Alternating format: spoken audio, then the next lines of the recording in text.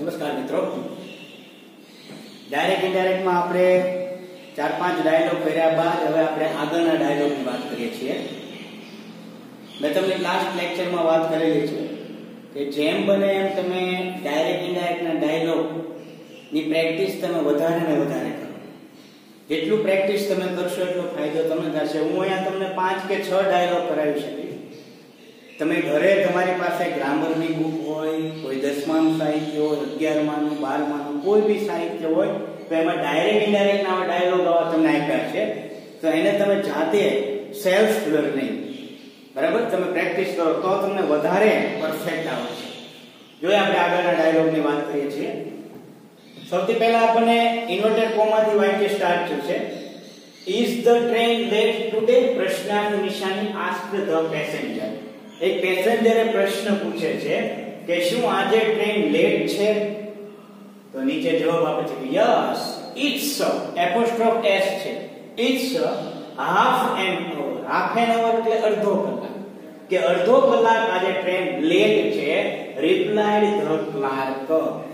જે રેલવે સ્ટેશનમાં ક્લાર્ક બેઠો હોય એને એક પેસેન્જરે ક્લાર્કને પ્રશ્ન પૂછ્યો તો એટલે ક્લાર્કે રિપ્લાઈડ એટલે જવાબ આપ્યો છે. જો અહીંયા તમને શેડ્યુલ નથી આપ્યું, આસ્ત્ર નથી આપ્યું, તો આપણે એ પ્રમાણે ફેરફાર કરવાનો, એમાં કોઈ નવીન કાંઈ છે. Please give me some 2 tickets for Mumbai said the passenger. મહેરબાની કરી મને 2 ટિકિટ મુંબઈ માટેની આપો.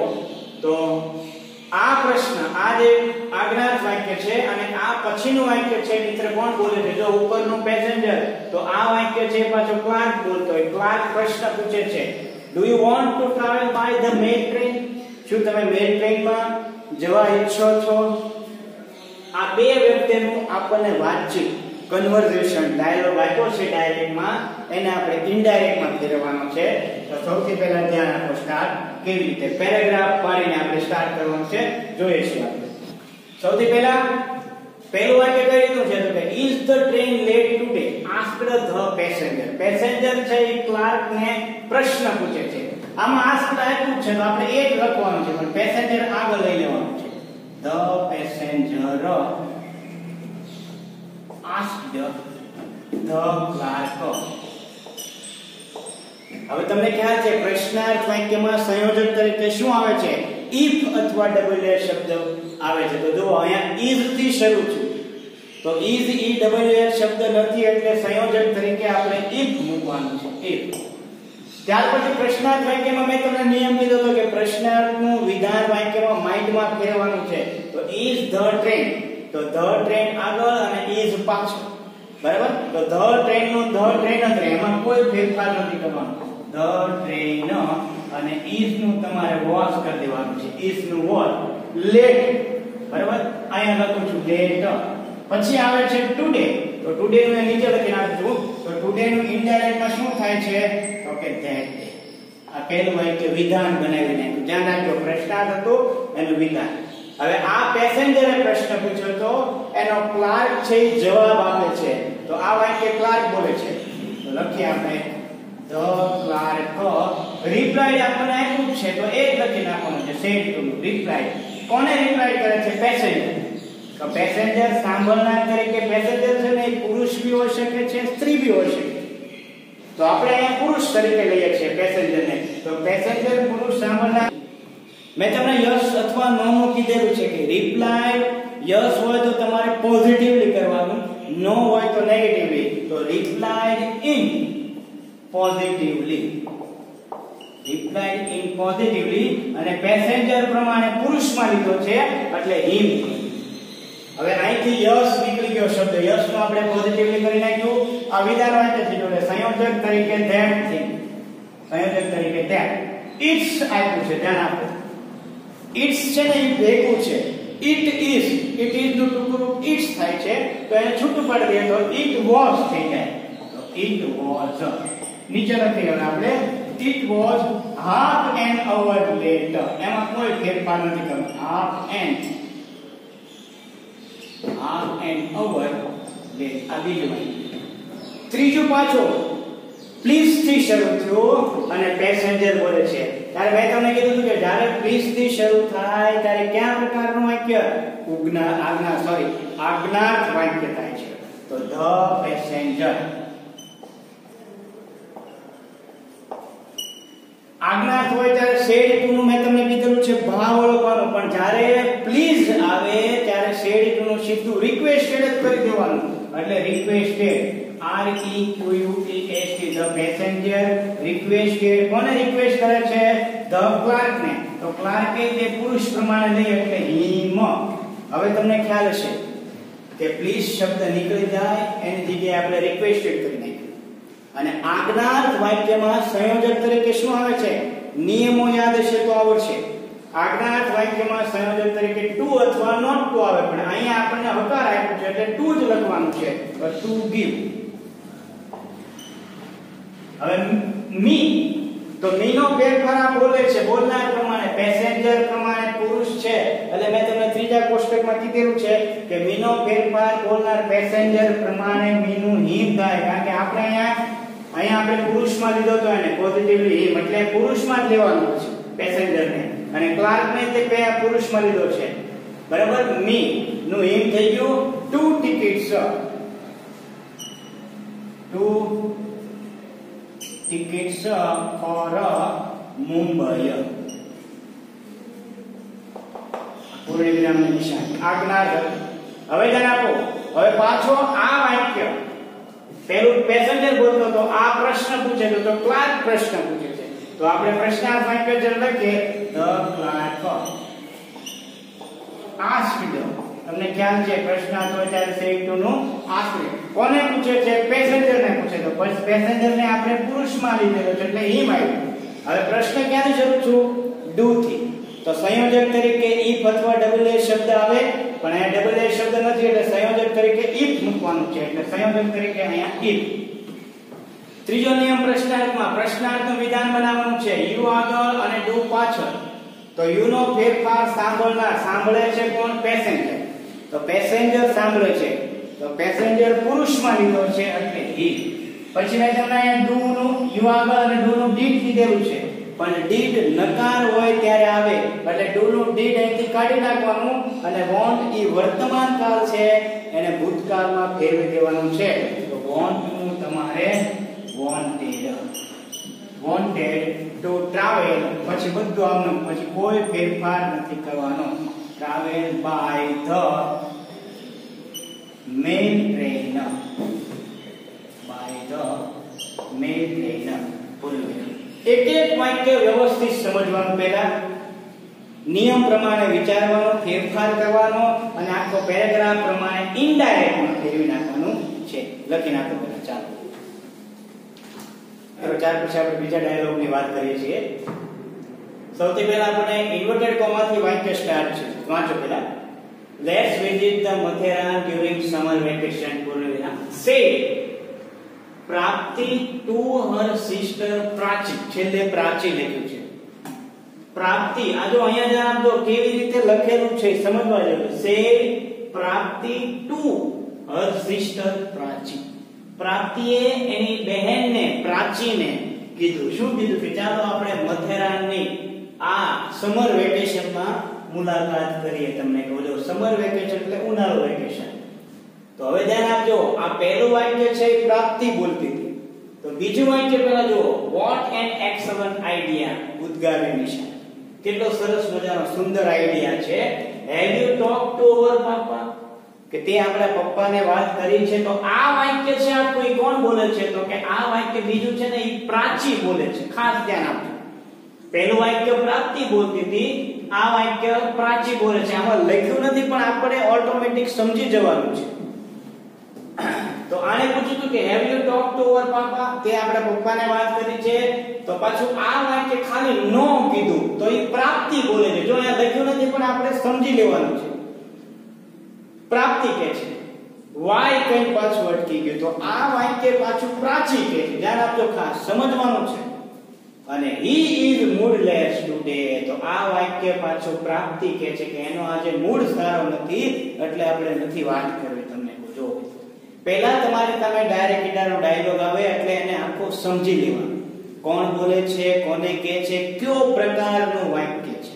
બરાબર. ત્યાર પછી હવે એને આપણે ઇનડાયરેક્ટમાં ફેરવાની વાત કરીશું. જાણ આપણે પહેલા જો પહેલું વાક્ય પ્રાપ્તિ છે એની બેનને કહે છે હર સિસ્ટર પ્રાચીને કહે છે. તો પહેલા બોલે છે પ્રાપ્તિ. હવે ધ્યાન આપો, લેટ્સ થી વાક્ય શરૂ થયું છે. તો લેટ્સ વાળી વાક્ય રચના મેં તમને શીખવાડી છે. ત્યારે સેડ ટુ નું શું થાય છે? Suggested two. તો પ્રાપ્તિ સજેસ્ટેડ ટુ. ધ્યાન રાખજો, મેં તમને કીધેલું, દર્શાવ્યું હતું ટુ નીચે અંડરલાઈન, કે લેટ્સ વાળું એક જ વાક્ય એવું છે કે સેડ ટુ નું સજેસ્ટેડ ટુ થાય છે. એટલે પ્રાપ્તિ સજેસ્ટેડ ટુ કોને કહે છે? હર સિસ્ટર પ્રાચી. આપણે નામ નો લખીએ તો બી ચાલે. Said to her, suggested to her sister આટલું લખીએ તો બી ચાલે. નામ લખો તો બી ચાલશે. બરાબર? અહીંયા પ્રાચી લખો તોય ચાલે. આગળ પ્રાપ્તિ સજેસ્ટેડ ટુ હર સિસ્ટર. હવે લેટ્સ વાળા વાક્યમાં સંયોજક તરીકે કયો શબ્દ આવે છે? તો તમને ખ્યાલ છે, સંયોજક તરીકે શબ્દ છે ધેટ આવે છે. ત્યાર પછી લેટ્સ વાળા વાક્યમાં ત્રીજો નિયમ મેં તમને ખ્યાલ હતો કીધેલો હતો કે લેટ્સ કે લેટર્સ શબ્દ નીકળી જાય એની જગ્યાએ આપણે એક શબ્દ મૂકવાનો આવે છે. કયો શબ્દ આવે છે? They should. મેં તમને નિયમોમાં બધું લખાવેલું છે. They should. વિઝિટ નો વિઝિટ એમાં કોઈ ફેરફાર નથી કરવાનો. Visit Matheran. Matheran during summer vacation એમાં કોઈ ફેરફાર નથી કરવાનો. ડ્યુરિંગ સમર વેકેશન છેલ્લે પૂર્ણ વિરામ. આ પહેલું વાક્ય. લેટ્સ વાળું વાક્ય હતું કે સજેસ્ટેડ ટુ સાંભળનાર હર સિસ્ટર ધેટ. લેટ્સ નીકળી ગયું એની જગ્યાએ ધે શુડ શબ્દ આવી ગયો છે. હવે ધ્યાન આપજો, આ વાક્ય પ્રાપ્તિ બોલતી હતી, તો હવે આ વાક્ય એની સિસ્ટર પ્રાચી બોલે છે. તો પહેલા આપણે આટલું જ વાક્ય લેવાનું છે. પહેલા જ્યાં સુધી નિશાની હોય ત્યાં સુધી ઉદ્ગાર વાક્ય છે. તમે જુઓ તો પ્રાચી કહે છે, બરાબર? તો પ્રાચી શબ્દ અહીંયા બોલનાર તરીકે લેવાનું છે કે પ્રાચી. ઉદ્ગાર વાક્ય છે ત્યારે સેડ ટુ નું શું થાય? તમને ખ્યાલ જ છે, એક્સપ્લેન્ડ વિથ ભાવ ઓળખવાનું છે. એટલે આપણે પહેલા લખી નાખીએ એક્સપ્લેન્ડ. હવે ભાવ ઓળખવા માટે વાક્ય શબ્દ વાંચવાનું. Vote an excellent idea. કેટલા સરસ મજાનો વિચાર છે, એટલે વખાણ કરે છે. Explained with admire. હવે સાંભળનાર કોને કહે છે? પ્રાપ્તિ. તો પ્રાપ્તિ પ્રમાણે હર કરી દેવાનું અને ઉદ્ગાર વાક્યમાં સંયોજક તરીકે ધેટ વપરાય. તમને ખ્યાલ છે. હવે ત્રીજો નિયમ આમાં બી હતો કે ઉદ્ગાર વાક્યનું વિધાન વાક્યમાં ફેરવવાનું હોય તો વોટ કે હાવ શબ્દ નીકળી જાય. પાછળથી જોવાનું એન એક્સલન્ટ આઈડિયા, પાછળથી આગળ આવેલા કાંઈ શબ્દો નથી તો આગળ ઇટ ઇઝ ઉમેરી દેવાનું. મેં તમને ઉદ્ગારનું વિધાન શીખવાડેલું છે એ પ્રમાણે ઇટ ઇઝ આગળ, તો ઇટ નું ઇટ અને ઇઝ નું વોઝ થઈ જાય. એટલે it was an excellent idea. It was an excellent idea. પૂર્ણ વિરામ નથી કરવાનું. કેમ નથી કરવાનું? કારણ કે ઈ ની વ્યક્તિ પ્રાચી વાક્ય બીજું બોલે છે, એમાં ને એમાં જો બીજું એમ તો એન્ડ કરીને જોડવાનું છે. મિત્ર ખાસ ધ્યાન રાખજો, જ્યારે એક ને એક વ્યક્તિ એમાં ને એમાં બીજું વાક્ય બોલતા હોય ત્યારે એન્ડ કરીને જોડવાનું છે. હવે આ વાક્ય જો have you talked to our પાપા, પ્રશ્નાર્થ વાક્ય છે. તો પ્રશ્નાર્થ હોય જ્યારે સેડ નો આસ્પદ થાય તો એન્ડ આસ્ક્ડ અને પ્રશ્ન પૂછો. And asked. હવે સંયોજક સીધું લઈ લેવાનું. તો પહેલા પ્રશ્ન શરૂ ક્યાંથી છે? હેવ. તો પ્રશ્નાર્થ વાક્યમાં સંયોજક તરીકે ઇફ અથવા ડબલ શબ્દ આવે, તમને ખ્યાલ છે. પણ અહીંયા ડબલ શબ્દ નથી એટલે સંયોજક તરીકે શું આવે છે? ઇફ. હેવ યુ પ્રશ્નાર્થનું વિધાન બનાવવાનું. હવે યુ આગળ, હેવ પાછળ. ખાસ ધ્યાન રાખજો, પ્રશ્નાર્થ વાક્ય છે એટલે વિધાન બનાવવાનું. યુ આગળ, હેવ પાછળ. તો યુ નો ફેરફાર સાંભળનાર. આ વાક્ય પ્રાચી બોલે છે, પ્રાપ્તિ સાંભળે છે. પ્રાપ્તિ એટલે છોકરી, તો યુ નું શી. હેવ અહીંયા આવી ગયું તો હેવ નું હેડ. હેવ કે હેડ નું હેડ થાય. બીજા કોષ્ટકમાં મેં તમને કીધેલું છે શી હેડ ટોક્ડ ટુ. હવે અવર નું મેં તમને ત્રીજા કોષ્ટકમાં કીધું છે તો કે અવર નું તમારે ધેર થઈ જાય. ધેર પાપા છેલ્લે પૂર્ણ વિરામની નિશાની. ધેર પાપા. ફરી વાર એક ને એક વ્યક્તિ બીજું વાક્ય બોલતા હોય તો પહેલા ખાસ ધ્યાન રાખવું, પહેલા પહેલું વાક્યનું આપણે ડાયરેક્ટ માંથી ઇનડાયરેક્ટ માં પછી એન્ડ કરીને પછી બીજું જોડી દેવાનું, જેમ આમાં જોડ્યું છે એમ તમને કહું જો. હવે આને પ્રશ્ન પૂછ્યું કે તે પપ્પાની સાથે વાત કરી છે, પ્રાચી આપ્યું છે તે, તો આ જવાબ આપે છે પ્રાપ્તિ. તો આ વાક્ય કોણ બોલે છે? ખાસ ધ્યાન આપો, તમને અહીંયા લખીને સમજાવું છું. આ વાક્ય પ્રાપ્તિ બોલે છે. તો કે ના, મેં પપ્પાને વાત નથી કરી. તો પહેલા આ નો નું છે ને એનું આપણે વિધાન વાક્ય પહેલા અહીંયા બનાવવું પડે આપણા માઈન્ડમાં. તો જો અહીંયા તમને આવી રીતે બને તો કે નો આઈ હેવ નોટ થઈ જાય. આઈ હેવ નોટ આના પ્રમાણે બનાવવાનું છે. I have not talked to our papa. I have not talked to our papa. જો ધ્યાન આપો, ખાલી નો નું અહીંયા ખાલી નો શબ્દ હતો, પ્રાપ્તિએ કીધું હતું, પણ આપણે પ્રાપ્તિ આવું વાક્ય આખું બોલ્યું હોય નો કરીને. ખાસ ધ્યાન આપજો, બરાબર? એટલે નો શબ્દ એકલો હતો, એનું આપણે આખું વાક્ય. હવે આને વિધાન છે, જો તમે નો પછી આઈ આવ્યું, તો હવે આને આપણે ઇનડાયરેક્ટમાં પ્રાપ્તિ. આને પ્રશ્ન પૂછ્યો તો એટલે પ્રાપ્તિ એનો જવાબ આપે છે. એટલે પ્રાપ્તિ પ્રાપ્તિ રિપ્લાઈડ. પ્રાપ્તિ રિપ્લાઈડ. નો શબ્દ છે એટલે મેં તમને કીધું છે કે યસ કે નો શબ્દ હોય તો એને નેગેટિવલી કે પોઝિટિવલી કરવાનું છે. તો replied in negatively. Replied in negatively Har sister. એના બેનને જવાબ આપે છે. સંયોજક તરીકે વિધાન વાક્ય છે એટલે તે. હવે આ નો નીકળી ગયો. હવે અહીંયા આપણે ફેરફાર કરી દેવાનું. આઈ નું પ્રાપ્તિ બોલનાર પ્રાપ્તિ પ્રમાણે શી. હેવ હેવન્ટ છે તો હેવ નું હેડ થઈ જાય તો હેડ નોટ કરી દેવાનું. Had not talked to our પાપા. તો અવર નું તમને કહું ધેર અને છેલ્લે પાપા. અવર નું ધેર પાપા. આ નો નું આપણે વાક્ય બનાવવું. પ્રાપ્તિએ કીધું કે મેં વાત નથી કરી, તો હવે પ્રાચી છે એ પાછું જોજો. પ્રાચીએ પ્રશ્ન પૂછ્યો તો આનું આપણે વાક્ય બનાવવું પડશે. હવે આ વાક્ય પ્રાચી બોલે છે, બરાબર? તો આને આપણે પ્રશ્નાર્થ વાક્ય ઉપર પ્રમાણે જ બનાવી જવાનું. વાય એટલે શા માટે. તો ગુજરાતીમાં કેમ બને? શા માટે તે નો કીધું, તો એનું આપણે પ્રશ્નાર્થ તો વાય થી જ બનાવવાનું આવે. જો અહીંયા બનાવું છું. Why didn't you talk to our papa? જો આ why ખાલી શબ્દ હતો એનું આખું પ્રશ્નાર્થ આપણે બનાવી નાખ્યો. જો why નું પ્રાચી પ્રશ્ન પૂછે છે. why didn't you, તે કેમ નો પૂછ્યું? તો હવે આ શબ્દ ભૂલી જવાનું, આપણે આખું વાક્ય આ યાદ રાખવાનું. પ્રશ્નાર્થ વાક્ય પ્રાચી બોલે છે, પ્રશ્ન પૂછે છે, તો પ્રાચી આસ્ક્ડ. પેરેગ્રાફ પ્રમાણે તમારે લખવાનું છે. પ્રાચી આસ્ક્ડ કોને પૂછે છે?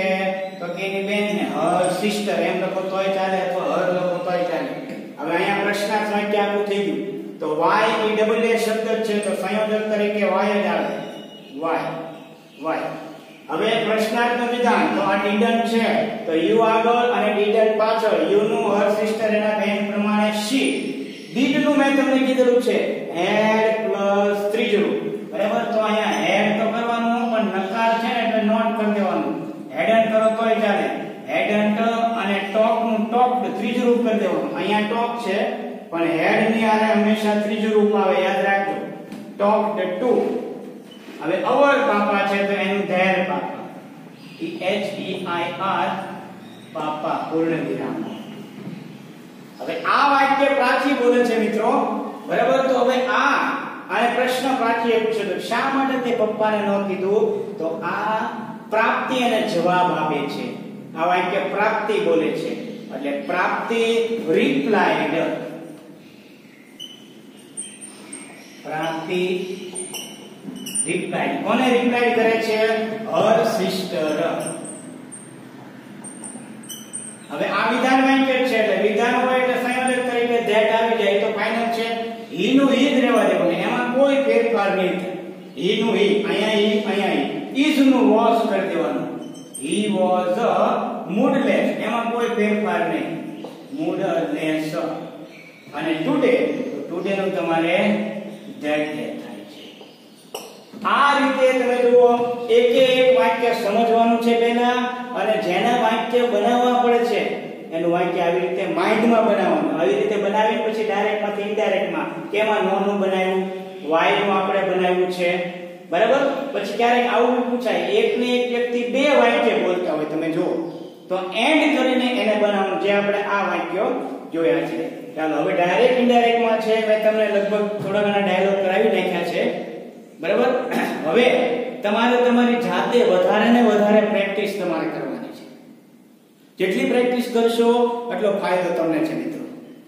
હવે હું તમને આ જ ડાયરેક્ટ ઇનડાયરેક્ટને થોડીક એક્સરસાઇઝ માટે હું તમને થોડા છે ડાયલોગ તમને પીડીએફ ફાઇલ બનાવીને મોકલીશ, જે તમારે ફેર બુકમાં મેં ચલાવ્યા ઈ અને હું પીડીએફ ફાઇલ બનાવીને તમને મોકલીશ કે બધું તમારે ફેર બુકમાં વ્યવસ્થિત લખવાનું છે. આજે આપણે આ ડાયરેક્ટ ઇનડાયરેક્ટ નો ચેપ્ટર અહીં આપણે પૂરું કરીએ છીએ.